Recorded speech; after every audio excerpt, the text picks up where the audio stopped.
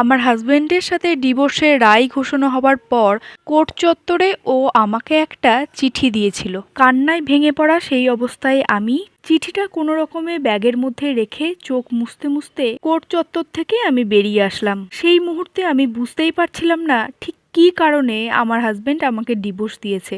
বিয়ের পর যে মানুষটার আমি চোখের মণি ছিলাম, আমাকে ছাড়া সে কিছুই বুঝতো না। কি এমন হলো যে সে আমাকে রীতিমতো ডিভোর্স দিয়ে দিল, তার জীবন থেকে আমাকে আলাদা করে দিল। আমি বহুবার নিজে থেকে ফোন করে তাকে জিজ্ঞাসা করার চেষ্টা করেছিলাম, কিন্তু সে আমাকে কোনো উত্তরই দেয়নি। যাই হোক, এরপর আমি আমার বাবার বাড়িতে চলে আসি, আর সেখান থেকে আমি রীতিমতো আমার হাজবেন্ডকে ফোন, খোঁজ খবর নেওয়া সব কিছু বন্ধ করে দিই। কিন্তু বন্ধ করে দিলেও আমার মনটা সেই আমার হাজবেন্ডের কাছেই পড়েছিল। বিশ্বাস করো, আমাকে সে এত ভালোবাসতো, তার কাছে আমি এত ভালোবাসা পেয়েছি, কোনো কিছু করেই তার কাছ থেকে আমি নিজেকে দূরে রাখতে পারছি না। এরপর থেকে এক একটা দিন যেন আমার এক একটা বছরের সমান হয়ে উঠত। আমার বাবা মা আমাকে নিয়ে ভীষণ চিন্তা করতো। তারা ভাবতো আমাকে আবার বিয়ে দিয়ে দেবার কথা। হয়তো আমি বিয়ে করলে, নতুন করে সংসার করলে এই রকম পরিস্থিতি থেকে একটু বেরিয়ে আসতে পারবো। কিন্তু আমি কিছুতেই তাদের কথায় রাজি হইনি। আমি কাউকে আমার স্বামীর জায়গায় আর বসাতে চাই না। যে ভালোবাসা, সম্মান, অধিকার সব কিছু একটা মানুষের কাছে এত বেশি পরিমাণে পেয়েছিলাম, তারপর থেকে অন্য কোনো পুরুষকে সেই জায়গায় বসিয়ে আমি আর নতুন করে কোনো কিছুই ফিরে পেতে চাই না। যাই হোক, এইভাবে চলে গেল প্রায় 1টি বছর। আমি ভাবলাম এইভাবে পড়ে না থেকে আমি একটু পড়াশোনার দিকে মন দিই।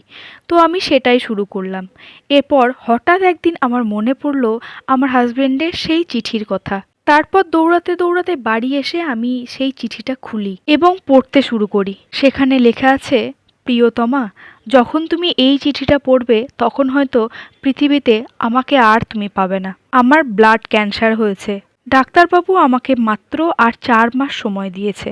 এর মধ্যেই কিছু না কিছু আমার একটা হয়ে যেতে পারে। আমি তোমাকে ঠিক এই কারণে ডিভোর্স দিলাম, কারণ আমার মৃত্যুর পর তোমার যে রূপ হবে সেই রূপে আমি কোনোদিন তোমাকে দেখতে চাই না। পৃথিবীতে আমি যদি কোনো নারীকে ভালোবেসে থাকি, সেটা একমাত্র তুমি। আমার এই ঘটনা শুনে তুমি হয়তো কখনোই আমাকে ছেড়ে যেতে চাইতে না, তাই আমি নিজের বুকে পাথর চাপা দিয়ে এই কাজটা করতে বাধ্য হয়েছি। চিঠিটা পড়তে পড়তে দু চোখ বেয়ে অঝোর ধারায় অশ্রু ঝরে পড়ছে। আমি কেন এই চিঠিটার কথা ভুলে গিয়েছিলাম? কেন আমি এই চিঠিটা আগে খুলিনি? আজ যদি এই চিঠিটা কিছু মাস আগে খুলতাম, তাহলে হয়তো শেষ জীবনটা ওর পাশে আমি থাকতে পারতাম। ওর কঠিন পরিস্থিতিতে আমি একটু ওর পাশে দাঁড়াতে পারতাম।